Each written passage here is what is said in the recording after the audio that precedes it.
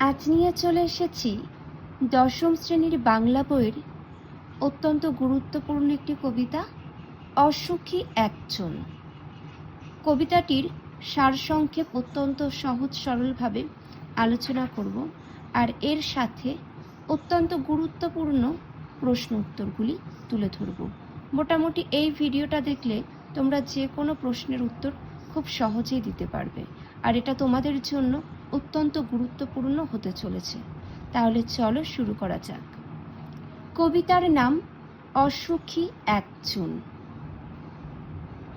কবি হলেন Pablo Neruda, আর এটির তর্জমা করেছেন নবারুণ ভট্টাচার্য। আর এই কবিতাটির উৎস মনে রাখবে, নবারুণ ভট্টাচার্যের অনুদিত বিদেশি ফুলের রক্তের ছিটে কাব্যগ্রন্থ থেকে অসুখী একজন কবিতাটি নেওয়া হয়েছে। এবার আমরা বিষয়বস্তুতে আলোকপাত করব। দেখো, আলোচ্য কবিতার কথক নিজের ফিরে আসার অপেক্ষায় তার প্রিয়তমাকে দরজায় দাঁড় করিয়ে রেখে চলে গেলেন। দেশ ছেড়ে তিনি চলে গেলেন বহু দূরে। কথক যে আর কখনো ফিরে আসবেন না তা তার অপেক্ষারত প্রিয়তমা জানতেন না। রাস্তা দিয়ে কুকুর চলে গেল, গির্জার নান হেঁটে গেল, অর্থাৎ সংসারের সমস্ত কাজকর্মই ঘটে চলেছে বা চলতে থাকলো। কেটে গেল সপ্তাহ, বছর, অনেকটা সময়। বৃষ্টির জলে ধুয়ে গেল কথকের সেই যাত্রাকালীন সময়ের পায়ের দাগ। সেখানে ঘাস জন্মালো, অর্থাৎ দীর্ঘকাল দীর্ঘ সময় সেই স্থান দিয়ে কোনো মানুষ যাতায়াত করেনি, তাই ঘাসও জন্মে গিয়েছে। আর প্রতীক্ষারত মেয়েটির মাথার ওপর ভারী ভারী পাথরের মতো একটার পর একটা বছর নেমে এসে তাকে বিচ্ছেদের বেদনায় আরও ভারাক্রান্ত করে তুলল। এরপর অনেক হত্যা আর ধ্বংসলীলা চলল। সমতলে ছড়িয়ে পড়ল যুদ্ধের আগুন। এই পরিস্থিতিতে দেবতার প্রতি ভক্তি আর বিশ্বাস চলে গেল। মন্দির থেকে টুকরো টুকরো হয়ে খসে পড়ল দেবতার মূর্তি। কথকের ফেলে আসা বাড়ি, বারান্দা, ঝুলন্ত বিছানা, গোলাপি গাছ, চিমনি, জল তরঙ্গ, অর্থাৎ যা কিছু ছিল সব যুদ্ধের তাণ্ডবে ধূলিসাৎ হয়ে গেল, চূর্ণ হয়ে গেল। সেখানে পড়ে রইল শুধুই কাঠকয়লা, দোমড়ানো লোহা পাথরের মূর্তি, মাথা। কিন্তু এত ধ্বংসের মধ্যেও মেয়েটি থেকে যায় অপেক্ষায়। এ অপেক্ষা অন্তহীন, কারণ প্রেম শাশ্বত, তার মৃত্যু নেই। ধ্বংসস্তূপের মধ্যেও তা জেগে থাকে। মানে আমাদের প্রিয় মানুষেরা আমাদের আশায় সারা জীবনই থেকে যায়, তাই না? আমরা ফিরি বা না ফিরি, এমনই। আশা করছি তোমরা কবিতার বিষয়বস্তু বুঝতে পেরেছ, যে মানুষ না থাকলেও কিন্তু মানুষের সেই প্রেম থেকে যায়, আর আপনজনেরা সেই প্রিয় মানুষটার আশায় আজীবন কাটিয়ে দেয়, ভাবে আসবে, কোথাও না কোথাও সেই মানুষ আছে, এমনই কিছু ভাবধারা। তাই বলা হয়েছে যে প্রেম শাশ্বত, সারা জীবনই থেকে যায়, যার কোনো মৃত্যু নেই, আর ধ্বংসস্তূপের মধ্যেও তা জেগে থাকে। এবার আমরা দেখে নেব অত্যন্ত গুরুত্বপূর্ণ প্রশ্ন উত্তর। এই প্রশ্ন উত্তরগুলি তোমাদের দেখতে হবে। আর একটা কথা, তোমরা চেষ্টা করবে পাঠ্যপুস্তকের কবিতাটা একবার পড়ে নেওয়ার। কবিতাটা তাও একবার আমি পাঠ করে দিচ্ছি, তোমরা মন দিয়ে পড়া শুনে নাও। অসুখী একজন, পাবলো নেরুদা। আমি তাকে ছেড়ে দিলাম অপেক্ষায় দাঁড় করিয়ে রেখে দরজায়, অর্থাৎ কথক তার প্রিয় মানুষটাকে দরজায় দাঁড় করিয়ে রেখে নিজের কর্মে চলে গেলেন। আমি চলে গেলাম দূর দূরে, অনেক দূরে চলে গেলেন। সে জানতো না আমি আর কখনো ফিরে আসবো না। কথক যে আর কখনো ফিরে আসবে না প্রিয় মানুষটা, তা জানতো না। একটা কুকুর চলে গেল, হেঁটে গেল গির্জার এক নান। নান শব্দের অর্থ মনে রাখবে সন্ন্যাসী। কুকুর চলে গেল, কথক চলে যাওয়ার পরে সে রাস্তাটা দিয়ে গির্জার এক নান চলে গেল। একটা সপ্তাহ আর একটা বছর কেটে গেল, সপ্তাহ কেটে গেল, বছর কেটে গেল। বৃষ্টিতে ধুয়ে দিল আমার পায়ের দাগ, ঘাস জন্মালো রাস্তায়। অর্থাৎ এই সমস্ত অর্থের মধ্য দিয়ে তোমরা বুঝতে পারছো অনেকটা সময়, অনেকটা বছর কেটে গিয়েছে। সেই প্রিয়তমাকে রেখে কথক চলে গিয়েছে নিজের কর্মস্থলে। পরবর্তী দেখে নেব। দেখো তোমরা, আর একটার পর একটা পাথরের মতো, পরপর পাথরের মতো বছরগুলো নেমে এলো তার মাথার ওপর। তারপর যুদ্ধ এলো, রক্তের এক আগ্নেয় পাহাড়ের মতো। শিশু আর বাড়িরা খুন হলো, শিশু আর বৃদ্ধরা খুন হলো। যুদ্ধে কাদের বেশি ক্ষতি হয়? ছোট শিশু আর তার সাথে বৃদ্ধ, তাই না? সেই মেয়েটির মৃত্যু হলো না, অর্থাৎ কথকের প্রিয়তমার মৃত্যু হলো না। সমস্ত সমতলে ধরে গেল আগুন, সমস্ত জায়গায় আগুন ধরে গিয়েছে। শান্ত হলুদ দেবতারা, যারা 1000 বছর ধরে ডুবেছিল ধ্যানে, অর্থাৎ মন্দিরের ঈশ্বরকে বোঝানো হয়েছে শান্ত হলুদ দেবতা, যারা 1000 বছর ধরে ধ্যানে ডুবেছিল, উল্টে পড়ল মন্দির থেকে টুকরো টুকরো হয়ে। তারা আর স্বপ্ন দেখতে পারল না সেই মিষ্টি বাড়ি, সেই বারান্দা যেখানে আমি ঝুলন্ত বিছানায় ঘুমিয়েছিলাম। গোলাপি গাছ, ছড়ানো করতলের মতো পাতা, চিমনি, প্রাচীন জল তরঙ্গ সব চূর্ণ হয়ে গেল, জ্বলে গেল আগুন। পরবর্তী দেখো, যেখানে ছিল শহর সেখানে ছড়িয়ে রইল কাঠ কয়লা, দোমড়ানো লোহা, মৃত পাথরের মূর্তির বিভৎস মাথা, রক্তের এক কালো দাগ, আর সেই মেয়েটি আমার অপেক্ষায়। আশা করছি তোমরা বুঝতে পেরেছ কবিতার বিষয়বস্তু। তাও কারোর কোনো মন্তব্য থাকলে অবশ্যই জানাবে। এবার চলে যাচ্ছি আমরা প্রশ্ন উত্তরে। প্রথম প্রশ্ন দেখে নাও, অসুখী একজন কবিতাটির কার লেখা? দেখে নাও, পাবলো নেরুদার লেখা। পরবর্তী, তোমাদের পাঠ্য অসুখী একজন কবিতাটি বাংলা ভাষায় কে তর্জমা করেছেন, অথবা অসুখী একজন কবিতাটিকে বাংলায় তর্জমা করেছেন? দেখে নাও, আমাদের পাঠ্য অসুখী একজন কবিতাটি বাংলা ভাষায় তর্জমা করেছেন নবারুণ ভট্টাচার্য। পরবর্তী, অসুখী একজন কবিতাটির ইংরেজি তর্জমাটির নাম কি? দেখে নাও, অসুখী একজন কবিতাটির ইংরেজি তর্জমাটির নাম হলো দ্য আনহ্যাপি ওয়ান। পরবর্তী দেখো, অসুখী একজন কবিতাটি কোন অনুবাদ কাব্যগ্রন্থ থেকে নেওয়া হয়েছে? দেখে নাও, পাবলো নেরুদা রচিত অসুখী একজন কবিতাটি কবি নবারুণ ভট্টাচার্যের বিদেশি ফুলের রক্তের ছিটে নামের অনুবাদ গ্রন্থ থেকে নেওয়া হয়েছে। মনে রাখবে, বিদেশি ফুলের রক্তের ছিটে নামের অনুবাদ কাব্যগ্রন্থ থেকে নেওয়া হয়েছে। পরবর্তী দেখে নাও, অসুখী একজন কবিতাটি পাবলো নেরুদার কোন কাব্যগ্রন্থের অন্তর্গত কবিতা? অসুখী একজন কবিতাটি দেখে নাও, চিলির প্রখ্যাত কবি পাবলো নেরুদার এক্সট্রাভাগেরিয়া কাব্যগ্রন্থের অন্তর্গত কবিতা। পরবর্তী, কবি পাবলো নেরুদার জীবনকাল নির্দেশ করো। চিলির প্রখ্যাত কবি পাবলো নেরুদা জীবনকাল 1904 থেকে 1973 খ্রিস্টাব্দ। মনে রাখবো, 1904 থেকে 1973 খ্রিস্টাব্দ। পরবর্তী, কবি পাবলো নেরুদার প্রকৃত নাম কি? কবি পাবলো নেরুদার প্রকৃত নাম নেপতালি রিকার্দো, দেখে নাও, রেস বাসোয়ালতো। পরবর্তী, কবি পাবলো নেরুদা কত খ্রিস্টাব্দে সাহিত্য নোবেল পুরস্কার লাভ করেন? 1971 খ্রিস্টাব্দে। পরবর্তী, অপেক্ষায় দাঁড় করিয়ে রেখে দরজায় কে কাকে দাঁড় করিয়ে রেখেছেন? কবি পাবলো নেরুদার রচিত অসুখী একজন কবিতায় কথক তার প্রেমিকাকে অপেক্ষায় দাঁড় করিয়ে রেখেছিলেন। পরবর্তী, সে জানতো না কার কি না জানার কথা বলা হয়েছে। কবি যে তার প্রেমিকার কাছে আর কখনো ফিরে আসবে না সেই বিষয়টি প্রেমিকার না জানার কথা উদ্ধৃত অংশটিতে বলা হয়েছে।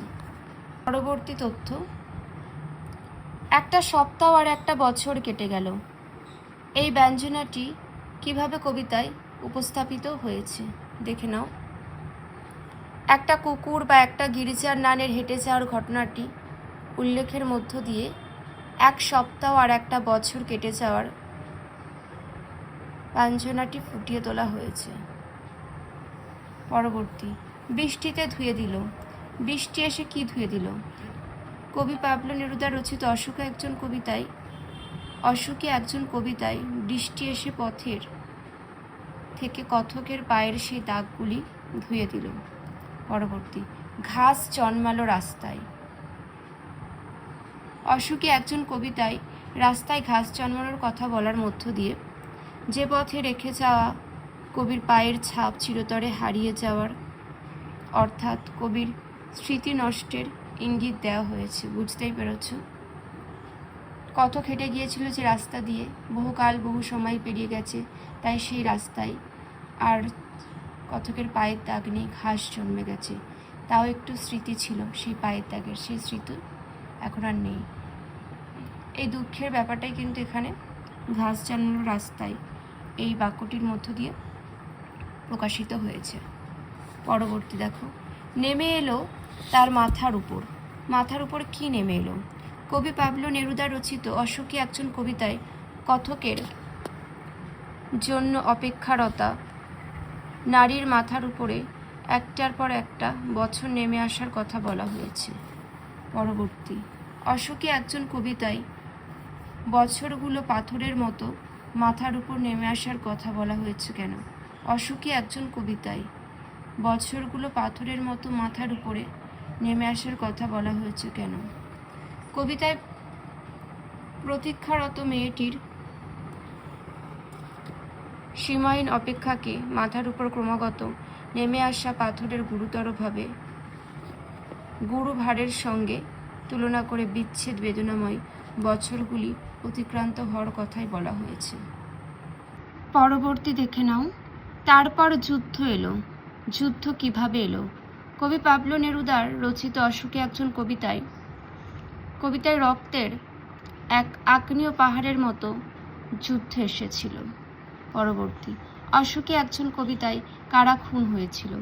বিখ্যাত চিলিয়ান কবি পাবলো নেরুদা রচিত অশোকে একজন কবিতায় শিশু আর বাড়িরা খুন হয়েছিল। পরবর্তী, শিশু আর বাড়িরা খুন হলো। কিভাবে শিশু আর বাড়িরা খুন হলো?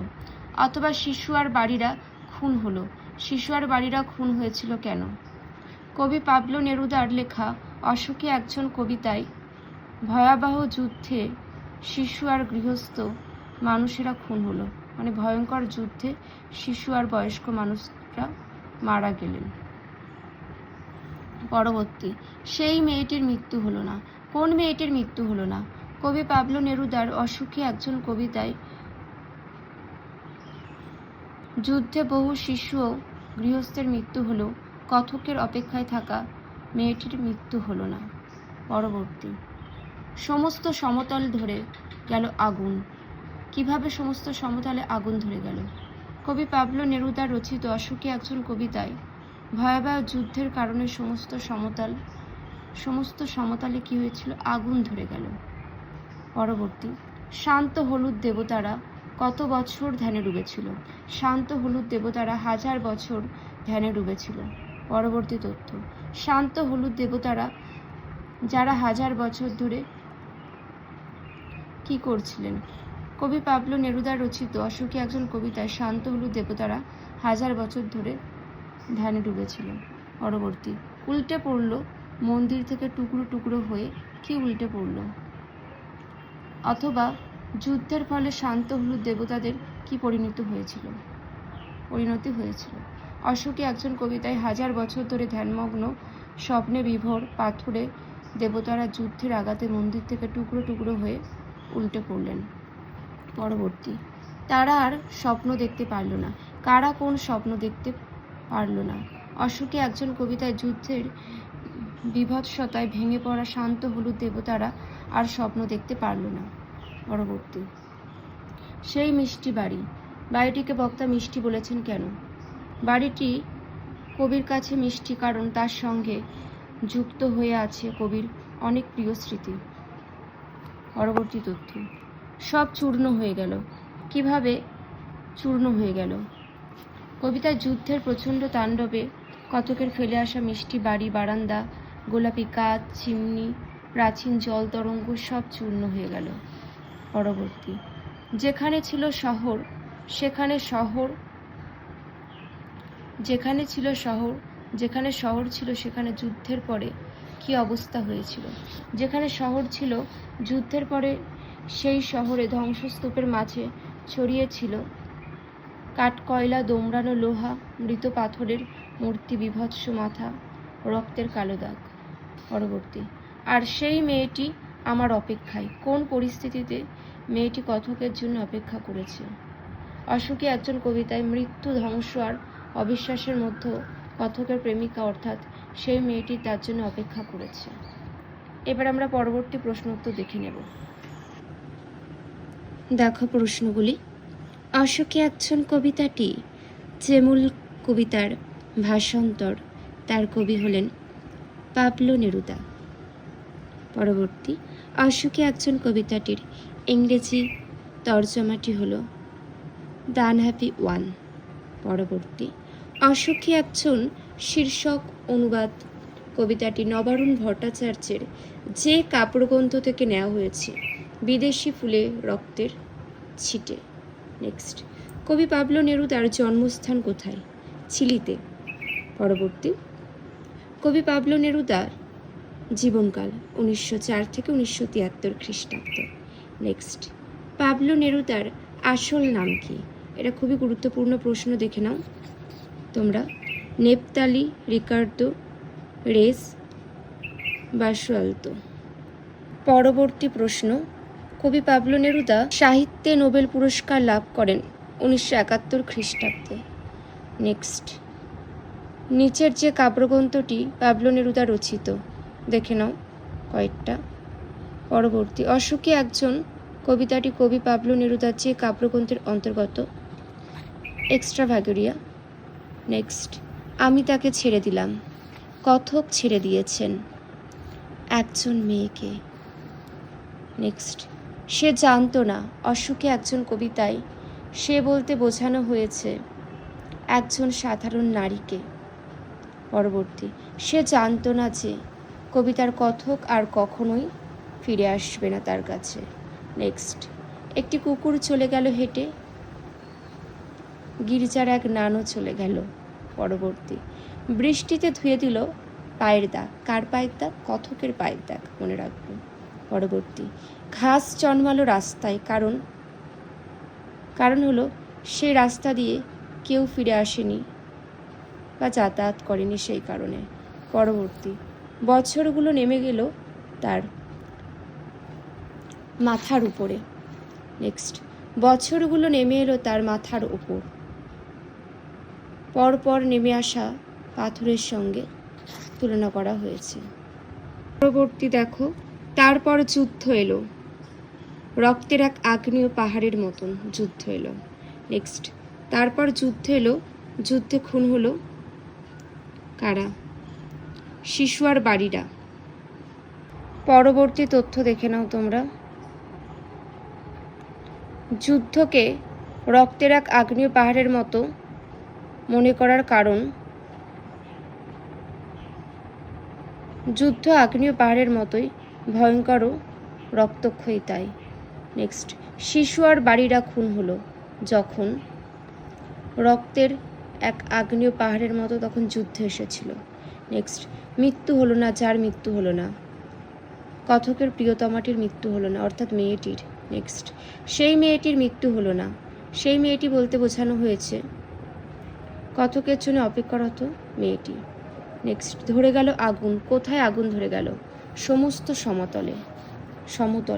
পরবর্তী, সমস্ত সমতলে ধরে গেল আগুন, দেবতা, বাড়ি, বারান্দা, গাছপালা সবই ধ্বংস হলো। নেক্সট, 1000 বছর ধরে ধ্যানে ডুবেছিল যারা, কারা? শান্ত হলুদ দেবতারা। নেক্সট, শান্ত হলুদ দেবতারা বলতে বোঝানো হয়েছে পাথরের তৈরি দেবতাদের। পরবর্তী তথ্য, শান্ত হলুদ দেবতারা ধ্যানে ডুবেছিল 1000 বছর ধরে। নেক্সট, শান্ত হলুদ দেবতারা 1000 বছর ধরে কিসে ডুবেছিল? ধ্যানে থেকে স্বপ্ন দেখেছিলেন। নেক্সট, তারা স্বপ্ন দেখতে পারল না, কারা? কারার স্বপ্ন দেখতে পারল না? দেবতারা। নেক্সট, কবিতার কথক ঘুমিয়ে পড়েছিলেন বারান্দায়, ঝুলন্ত বিছানায়। পরবর্তী, যুদ্ধের আগুনের দাবাদহে নষ্ট হয়ে গেল যে বাদ্যটি, কি? জল তরঙ্গ। পরবর্তী, যেখানে ছিল শহর সেখানেই ছড়িয়ে রইল কাঠকয়লা। পরবর্তী, সেখানে ছড়িয়ে রইল কাঠকয়লা। কাঠকয়লা ছড়িয়ে রইল যেখানে শহর ছিল। পরবর্তী, মৃত পাথরের মূর্তির বিভৎস মাথা। পাথরের মূর্তিটি দেবতার। পরবর্তী, আর সেই মেয়েটি আমার অপেক্ষায়, সে জানতই না কথক আর কখনো ফিরে যাবে না তার কাছে। পরবর্তী, তারপর যুদ্ধ এলো। যুদ্ধ কেমন? রক্তের এক আগ্নেয় পাহাড়ের মতন। আজ যে তথ্যগুলি আলোচনা করে দিলাম, অর্থাৎ প্রশ্ন উত্তর, বিষয়বস্তু, এগুলো কিন্তু খুবই গুরুত্বপূর্ণ। অসুখী একজন কবিতা থেকে যদি কোনো প্রশ্ন আসে পরীক্ষায়, মোটামুটি এগুলো জানা থাকলে সব প্রশ্নের উত্তরই খুব সহজেই দিতে পারবে। আর এমন গুরুত্বপূর্ণ তথ্য পাওয়ার জন্য চ্যানেলটিকে অবশ্যই তোমরা সাবস্ক্রাইব করে রাখো। আজ এখানেই শেষ করছি।